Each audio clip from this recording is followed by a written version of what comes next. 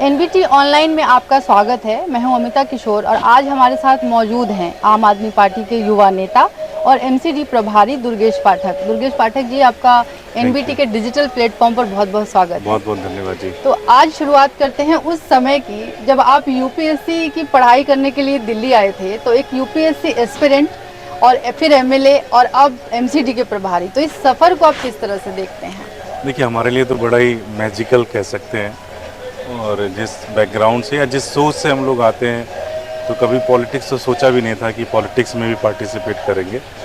लेकिन कुछ ऐसा एक्सीडेंटली बहुत सारी घटनाएं घटी। उस समय अन्ना आंदोलन हुआ। अन्ना आंदोलन के दौरान एक आम आदमी पार्टी बनी और आम आदमी पार्टी बन के इतना बड़ा मूवमेंट खड़ा हुआ इस देश के अंदर। तो उसी के प्रोडक्ट हम लोग भी हैं। आज समय समय पे कई सारी जिम्मेदारियां मिलती रही। आज राजेंद्र नगर के लोगों ने एमएलए बनाया तो वो जिम्मेदारी पूरी कर रहे हैं, और पार्टी ने एमसीडी की जिम्मेदारी दी है तो वो काम कर रहे हैं। तो जब यहाँ पे आप पढ़ाई करने आए थे तो कभी आपने इस तरह से सोचा था कि क्योंकि यूपीएससी करके भी आप सेवा ही करते लोगों की, लेकिन अब आप एक नेता के तौर पर लोगों की सेवा कर रहे हैं, तो क्या लग रहा है आप? देखिए, उस समय तो बिल्कुल ऐसा सोचा नहीं था। ये ज़रूर है कि उस समय देश के लिए कुछ करने का एक मौका था।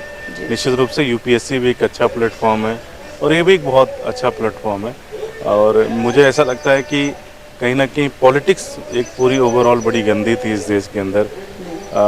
जो लोग गवर्न कर रहे थे इस देश के, वो अजीब अजीब सिस्टम था। तो निश्चित रूप से आप पॉलिटिक्स में आकर अगर आप बड़ा सुधार करते हैं तो उसका इम्पैक्ट कई सालों तक रहता है समाज के ऊपर। दिल्ली में एमसीडी की बहुत बड़ी भूमिका रही है शुरुआत से ही, तो इतनी बड़ी जिम्मेदारी मिली है, तो इस जिम्मेदारी को आप किस तरह से देखते हैं? देखिए, निश्चित रूप से अगर आप देखें, एमसीडी का मुख्य काम है दिल्ली की साफ़ सफाई करना। अगर आप देखें पिछले 15 साल में जो स्वच्छता के सर्वे रहे हैं, 48 शहरों के सर्वे में लगभग 47वें पोजीशन पे हमेशा दिल्ली आती थी। तो उस हिसाब से अगर आप देखेंगे तो एक बहुत बड़ा टास्क है, एक बहुत बड़ी जिम्मेदारी है। और सीएम साहब, दिल्ली के मुख्यमंत्री अरविंद केजरीवाल जी का लगातार मार्गदर्शन है। वो लगातार खुद पर्सनली एक एक चीज़ को मॉनिटर करते हैं, तो थोड़ा चीज़ें आसान हो जाती है। उनका एक साथ मिलता है, तो जहां हम लोग भटकते हैं या जहां हम समझ में नहीं आता, वो हमें वो 2 मिनट के अंदर उन चीज़ों को लेकर गाइड कर देते हैं। तो अच्छा, अभी तक पिछले 5-6 महीने का अगर एक सफ़र देखें तो बहुत अच्छा बीता है। हमने सब ए से लेके डी क्लास तक, जो कि लास्ट टाइम 2010 में हुआ था। अक्टूबर 2010 में आखिरी बार 13 साल पहले सभी कर्मचारियों को एक साथ तनख्वाह मिली थी। पहली बार अगस्त के महीने में सभी कर्मचारियों को तनख्वाह मिली। हम लोगों ने लगभग 13,000 पॉइंट्स तैयार किए पूरी दिल्ली के अंदर, जहाँ पे गार्बेज लगातार पड़े रहते थे। उन 13,000 पॉइंट्स को हम लोगों ने क्लीन किया। तो दिल्ली को साफ़ सुथरा करना और दिल्ली एमसीडी को फाइनेंशियली वाइबल करना, ये एक बड़ा टास्क है जो मुझे लगता है कि किया जा सकता है, क्योंकि नीयत अच्छी है। दिल्ली जो है G20 की मेज़बानी के लिए बिल्कुल तैयार है अब, तो एमसीडी ने G20 को लेकर क्या तैयारियां की और उसमें क्या भूमिका निभाई? देखिए, G20 को लेकर जो भी दिल्ली के अंदर एक बदलाव की कोशिश की गई है, उसमें 2 एजेंसीज़ का एक बहुत बड़ा महत्वपूर्ण योगदान है। पहला तो पीडब्ल्यूडी, जो दिल्ली सरकार का डिपार्टमेंट है, और एमसीडी जो अब आम आदमी पार्टी उसके अंदर काम कर रही है, जिम्मेदारी मिली है। तो हमारे लिए सबसे बड़ा चैलेंज ये था कि हम दिल्ली को ब्यूटीफाई कर पाएँ। आप देख रहे होंगे कि दिल्ली बहुत ज़्यादा गंदी एक शहर था। उसको साफ़ सुथरा करना, सड़कें साफ़ हों, क्योंकि चाहे वो पीडब्ल्यूडी के रोड्स हो चाहे इंटरनल रोड्स हों, सबके रोडों को क्लीन करने की जिम्मेदारी पीडब्ल्यूडी की है। उसी समय जो जितने भी पेड़ पौधे हैं, जो हॉर्टिकल्चर है, वो कहीं कोई ख़राब पेड़ ना हो, उन ख़राब पेड़ों को रिप्लेस करना, उनको ठीक करना, पेड़ों की छटाई अच्छे से हो जाए, जगह जगह पे खूबसूरती के लिए गमले रखा जाए, सारी चीज़ें जाए। और जो अगला जो सबसे इम्पोर्टेंट चीज़ है, आप समझिए कि लगभग 11,000 टन कूड़ा डेली दिल्ली से निकलता है। अब पहले 30% 40% कूड़ा जो है वो उठ नहीं पाता था। तो एक ऐसा सिस्टम बनाना कि वो कूड़ा डे टू डे बेसिस पे उठे, टाइमली 9-10 बजे तक, 11 बजे तक उठ जाए, सारे ढलाव खाली हो जाए, रोडों पे कहीं भी आपको कूड़ा ना नज़र आए, इंटरनल गलियों के अंदर कूड़ा कहीं नज़र ना आए, कहीं भी पैच अगर पड़े हुए वहाँ पे कूड़ा ना नज़र आए। तो जैसे मैंने बताया लगभग 13,000 पॉइंट्स इस तरह से हम लोगों ने आइडेंटिफाई किया और उन 13,000 पॉइंट्स को क्लीन किया। तो दिल्ली को इसके साथ साथ जहाँ जहाँ पे लाइट्स की अरेंजमेंट थी, जहाँ पे एलसीडी की लाइट्स थी, उन लाइट्स को चेंज किया गया, ब्यूटिफिकेशन वाली लाइट्स लगाई गई। तो बेसिकली एक G20 को लेकर जो भी एक तैयारी, हमारे कई सारे ड्रेन्स थे, उन ड्रेन्स को क्लीन किया गया। इन केस अगर दिल्ली के अंदर बारिश हो जाए, ज़्यादा बारिश हो जाए, तो कहीं कोई दिक्कत ना हो, पानी का कोई ठहराव ना हो, पानी बाहर निकल जाए। तो इस तरह की तमाम चीज़ों के ऊपर एमसीडी ने काम किया और एमसीडी के सभी कर्मचारियों ने लगातार मेहनत की है। आज हमने हर एक रोड्स के ऊपर, हर एक एरियाज़ के ऊपर हमने अधिकारी अपॉइंट किए हैं जो राउंड द क्लॉक उन चीज़ों को मॉनिटर करते हैं। मोर देन 8 to 10,000 हमारे जो सफाई कर्मचारी हैं वो सिर्फ उन एरियाज़ में काम कर रहे हैं जहाँ पे G20 है। लेकिन मैं हर बार कहता हूँ कि G20 एक पड़ाव हो सकता है, लक्ष्य नहीं। जी। तो ऐसा स्थिति बने दिल्ली की हर दिन ऐसे लगे कि G20 है। ये सफाई, ये व्यवस्था, ये अच्छी व्यवस्था हर दिन मिले दिल्ली वालों को। सिर्फ ये नहीं कि जब आज दुनिया से कुछ डेलीगेट्स आ रहे हैं तो दिल्ली हमने साफ़ कर दी, फिर अगले दिन से दिल्ली वैसी की वैसी पड़ी हो जाए ना। तो ये पर्पज़ ये है कि हम एक ऐसा सिस्टम बना दें, एक ऐसा तरीका बना दें कि पूरी की पूरी दिल्ली 365 दिन साफ़ सुथरी है। तो जो पिछले 3-4 महीने में, 5 महीने में एफ़र्ट दिख रहा है, वो एफ़र्ट हर दिन और लगातार एवरीडे वो चलता रहेगा। ये हम इंश्योर करेंगे कि दिल्ली जो रैंक में 47 आती थी 48 शहरों में, वो रैंक में टॉप 10 आए, टॉप 1 आए, टॉप 5 में आए। ये हम इंश्योर करेंगे अगले 1 साल के अंदर ये दिखे आपको। जी। ये G20 में शिवलिंग जैसे जो फव्वारे लगे हैं उसको लेकर एक नया विवाद छिड़ गया है, तो उस पर क्या कहना है आपका? वो नहीं करना चाहिए था, वो निश्चित रूप से गलत है। जो भी, जैसे मैंने कहा कि इस G20 की तैयारियों में लगभग 95% काम दिल्ली सरकार और एमसीडी ने किया। 5% काम जो दिल्ली कंटोनमेंट के एरियाज़ में थे, उन एरियाज़ में सेंट्रल गवर्नमेंट ने भी इंटरवीन किया। जैसे जो आप शिवलिंग की बात कर रही हैं, national highway authority of India ने उसका फंड दिया, सेंट्रल गवर्नमेंट ने उस पूरे कॉन्सेप्ट को डिज़ाइन किया। वो निश्चित रूप से एक चूक है और वो नहीं होना चाहिए, क्योंकि एक तो आप शिवलिंग बना रहे हैं, फिर उसके ऊपर आप सीवर का पानी चढ़ा रहे हैं, तो वो बिल्कुल ही ठीक नहीं है। और उस पर जब एलजी साहब का बयान आया कि हमारे लिए तो एक पत्थर है, तो वो भी एक तरीके से कई लोगों को हर्ट किया। वो नहीं होना चाहिए, उस तरह की चीज़ों से बचना चाहिए। और मुझे पूरा भरोसा है कि G20 के बाद उस चीज़ को करेक्ट भी किया जाएगा। लेकिन मीनवाइल अभी सारा फोकस मिलके G20 को के दौरान दिल्ली को कैसे बेहतरीन तैयार करके जो हमारे डेलीगेट्स हमारे आ रहे हैं, जो हमारे मेहमान आ रहे हैं, उनका स्वागत किया जाए। जी। एमसीडी के चुनाव में पिछली बार कूड़े के जो पहाड़ हैं ये बहुत बड़ा मुद्दा था और आप लोगों को एमसीडी में अच्छी जीत मिली। तो अब चूँकि दिल्ली में आपकी सरकार है और एमसीडी में भी आपकी सरकार है, तो इसको लेकर क्या स्ट्रैटेजी है आपकी? देखिए, कूड़े के पहाड़ एक बहुत बड़ा इशू है दिल्ली के लिए। जी। उसका रीज़न मैं आपको बताता हूँ कि ये पूरा प्रोसेस कैसे है। जैसे मैंने कहा कि लगभग 11,000 टन कूड़ा डेली पैदा होता है। अब जब तक आप दिल्ली के अंदर ऐसा मैकेनिज्म नहीं बनाएंगे कि 11,000 कूड़ा अपने आप जो भी पैदा हुआ सेग्रीगेट होकर ख़त्म हो जाए, वो कूड़े के पहाड़ पे ना जाए। जी। अभी क्या हो रहा है, अभी कई 20% 30% जो कूड़ा है वो कूड़े के पहाड़ पे जाता है, जो कि ठीक नहीं है। तो सबसे इम्पॉर्टेंट चीज़ है कि पहले हम इतनी कैपेसिटी इंटरनल अपनी बना लें कि ये कूड़ा पहाड़ पे ना जाए। इसके लिए डिफरेंट CND प्लांट्स हमारे लगाए जा रहे हैं, बुरारी में बन के तैयार हो गए हैं, नरेला के अंदर कोशिश की जा रही है, जो हमारा तेखंड के अंदर है उसकी कैपेसिटी बढ़ाने की कोशिश की जा रही है कि जो भी कूड़ा डे टू डे, और इसका सिर्फ ऐसा नहीं कि आज के हिसाब से 2040 में कितना पैदा होगा, 2050 में कितना पैदा होगा, क्योंकि आप देखिए लोग ज़्यादा से ज़्यादा ऑनलाइन ऑर्डर कर रहे हैं, तो निश्चित रूप से ये कूड़ा बढ़ेगा ही बढ़ेगा और डिफरेंट क्वालिटी का कूड़ा निकल के आएगा। तो सबसे पहली चीज़ ये है कि सिर्फ 2022 या 23 के हिसाब से प्लान नहीं करना, 2050 के हिसाब से प्लान करना है। अगले 25 साल में के लिए हमें दिल्ली को तैयार करना है कि 30 साल के लिए कितना कूड़ा जनरेट होगा और उसको हम कैसे प्रोसेस करेंगे। तो एक तो सबसे पहला काम ये है, इसके ऊपर काम कर रहे हैं, पूरी टीम लगी हुई है, पूरा एफर्ट लगा के काम कर रहे हैं। दूसरा जो पार्ट है कि जो हमारे कूड़े के पहाड़ है उसको कैसे साफ किया जाए। लगभग 2 लाख टन से ज़्यादा कूड़ा पड़ा हुआ है। तो हमारी पिछली सी सरकारों ने 3000-4000 टन के आसपास कूड़ा वहाँ से क्लीन कर पाते थे।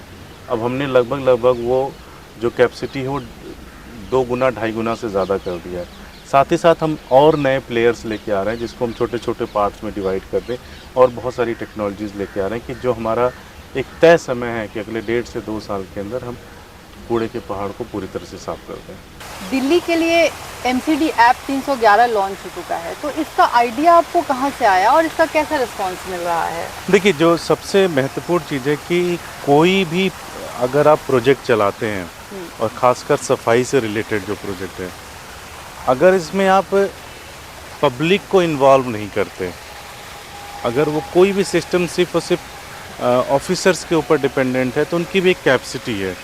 फॉर एग्ज़ाम्पल, जैसे आप अपने घर के गली में आप देखती हैं कि कूड़ा है, आप बहुत एक्टिव सिटीज़न हैं, आप चाहती हैं कुछ किया जाए, लेकिन आपके पास कोई मीन्स नहीं है, कोई तरीका नहीं है कि आप कैसे चीज़ को कर सकती हैं। आपके पास फ़ोन नंबर है नहीं, या आपके पास वेबसाइट है नहीं। तो हमने बड़ा एक सिंपल सा तरीका यूज़ किया, क्योंकि कई बार आप फ़ोन करते, मान लीजिए फॉर एग्ज़ाम्पल कि आपके घर के बगल में कूड़ा है और आप उसका कंप्लेन करना चाहते हो, आप एक तरीका की फ़ोन कॉल से भी कर सकते हो। फ़ोन कॉल में दिक्कत ये होती है कि लोकेशन नहीं आता, आप लिखवाते हो फला गली के कोने पे, उसको ढूंढने में, समझने में, जानने में बड़ा समय लगता है। तो हम लोगों ने इस ऐप को निकाला 311 को, और इसका पर्पज़ ये था कि अगर जैसे ही आप कहीं कूड़ा देखते हो, आप उस ऐप पे जाते हो, कंप्लेन करते हो, तो उस कूड़े का लोकेशन आ जाता है कि ये इस जगह पे लोकेशन है, गूगल लोकेशन आ जाता है, और वो तुरंत हम एक असाइन करते हैं किसी न किसी अधिकारी को।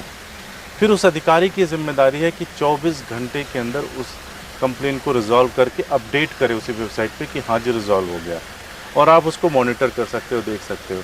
तो बेसिकली कुछ हैंडफुल ऑफ लोगों के बजाय हमने इसको पूरी तरह से जन आंदोलन बना दिया, लोगों के बीच में इसको डाल दिया कि आप कंप्लेन करें, आपको जहाँ भी दिखता है कूड़ा, आप तुरंत उस पर फ़ोटो खींचें, उसको कंप्लेन करें, 24 घंटे के अंदर रिजॉल्व होगा। अगर 24 घंटे के अंदर रिजॉल्व नहीं होता तो आप उसको फ्लैग कर सकते हो। और हमारी एक पूरी वॉर रूम एक पूरा बना हुआ है, कॉल सेंटर्स के हमारे बच्चे बैठे हुए हैं जो कंटिन्यूसली एक एक कंप्लेन को रिगरस तरीके से फॉलो अप करते हैं, चेक करते हैं कि ये काम हुआ या नहीं हुआ। तो एक तरीके से अभी बहुत ज़बरदस्त इसका रिस्पांस आ रहा है, और सच्चाई तो यह है कि इसको और भी लोगों के बीच में पॉपुलर बनाने की ज़रूरत है। और अगर एक बार हर व्यक्ति, बेसिकली आप अपने हाथ से कूड़ा हटवा सकते हो, अपने फ़ोन कॉल से एक क्लिक से कूड़ा हटवा सकते हो। ये पावर केजरीवाल जी ने दिल्ली की जनता को दिया है। जी, तो शहीदी पार्क में अभी ये इंटरव्यू भी कर रहे हैं, काफ़ी खूबसूरत हो गया ये पहले से भी ज़्यादा।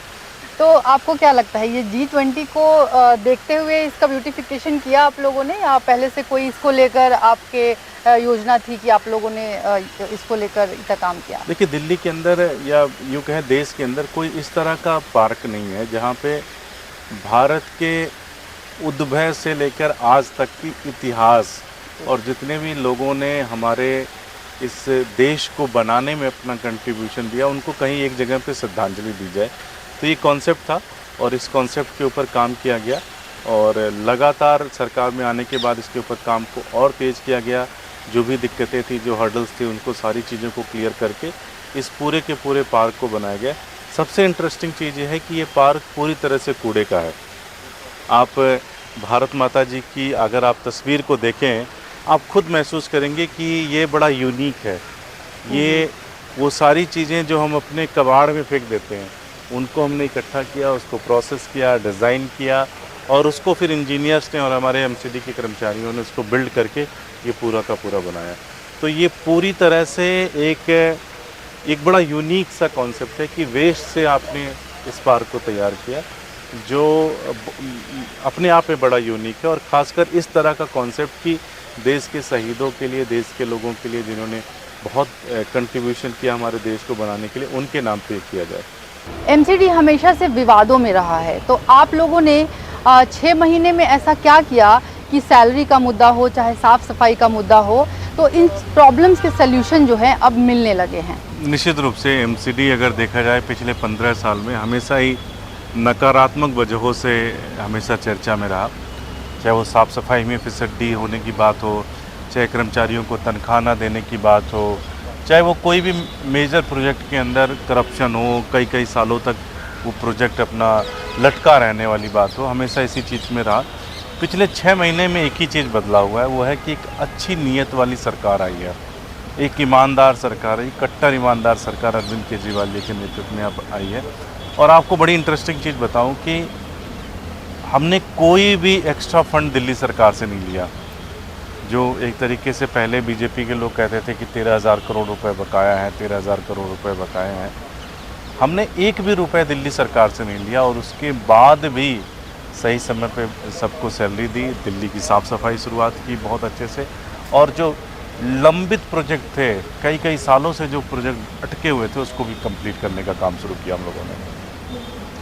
दिल्ली की सड़कें हों या पार्क हो, अभी G20 चुकी है तो बहुत ही खूबसूरत और साफ़ सुथरी दिख रही हैं। तो मैं ये पूछना चाहूँगी कि क्या ये G20 तक ही रहेगा या आगे भी दिल्ली इतनी ही खूबसूरत और साफ़ सुथरी दिखेगी? निश्चित रूप से मैंने पहले भी कहा कि G20 एक पड़ाव हो सकता है, G20 एक लक्ष्य नहीं हो सकता। G20, और हम 6 महीने से इस पर पूरी कोशिश कर रहे थे। कई सारे एक्सपेरिमेंट हमने किए, कई जगहों पे फेल हुए, कई जगहों पे पास हुए, और एंड में उन सारी चीज़ों को सीखते हुए एक तरीका निकाला कि दिल्ली को साफ़ कैसे करना है। ये दिल्ली सिर्फ 10 सितंबर तक या 11 सितंबर तक साफ़ नहीं है, बल्कि ये अगले 365 दिन तक हर दिन आपको इसी तरह से ग्राउंड पे एक्टिव होकर दिखेंगे, इसी तरह से ग्राउंड पे लगेंगे और इसी तरह से पूरी दिल्ली साफ़ करके दिखाएंगे। और आपको खुद महसूस होगा कि जब आप अपने कैमरामैन को अगले 3-4 महीने बाद, 5 महीने बाद भेजेंगे किसी एरिया में, तो आप देखेंगे कि पहले से ज़्यादा और सुंदर हुई है दिल्ली। तो व्यक्तिगत तौर पर MCD का काम करते हुए पिछले 6 महीने में आपको क्या विशेष तौर पे चुनौतियाँ जो हैं देखने को मिली? देखिए, मुझे एक चीज़ तो समझ में आया कि MCD के अंदर जो हमारे अधिकारी हैं, जो हमारे कर्मचारी हैं, वो भूखे हैं इस समय अच्छे काम के लिए। बहुत ही शानदार और बहुत ही बेहतरीन अधिकारी हैं। और मैं अपने पर्सनल एक्सपीरियंस से कहूँ कि मैंने इतने एफिशिएंट लोगों को नहीं देखा। उन्हें बस रिसोर्स प्रोवाइड कर दीजिए और अच्छी गाइडेंस दे दीजिए, उनसे आप महीना मत बांधिए। मतलब अब पिछले की सरकारों ने महीना बांधा हुआ था, वो नहीं होना चाहिए, भ्रष्टाचार नहीं होना चाहिए। अगर ईमानदारी से साथ आप काम कराएंगे, यही MCD आपको 2 साल में ऐसे ऐसे काम करके दिखाएगी जो आप कभी सोच नहीं सकते। दुर्गेश जी, हाल ही में आपकी शादी हुई है और लगभग उसी समय में आपको दिल्ली की इतनी बड़ी जिम्मेदारी भी मिली है, तो ऐसे में आप अपनी फैमिली को कितना समय दे पाते हैं और उनका क्या रिएक्शन होता है? नहीं, उनका बहुत सहयोग रहता है, बहुत ही अच्छी हैं। और मेरी वाइफ खुद भी वर्किंग है और साथ में वो समझती हैं, मेरे काम को बहुत अच्छे से समझती हैं। और कहीं कोई दिक्कत होगा तो होता है तो बातचीत भी कर लेते हैं आपस में, लेकिन उनका पूरी तरह से सहयोग रहता है। और निश्चित रूप से अगर इतना अच्छा कर पा रहे हैं तो उसके पीछे उनका एक बहुत बड़ा योगदान है। और हमेशा फैमिली से सहयोग रहा, चाहे वो मेरी वाइफ है, चाहे मेरे मदर फादर हैं, सब लोगों का सहयोग रहा। और वाइफ का तो बहुत ही क्रूशल हमेशा इस सहयोग रहा, हमेशा स्टैंड रहती हैं, हमेशा एक तरीके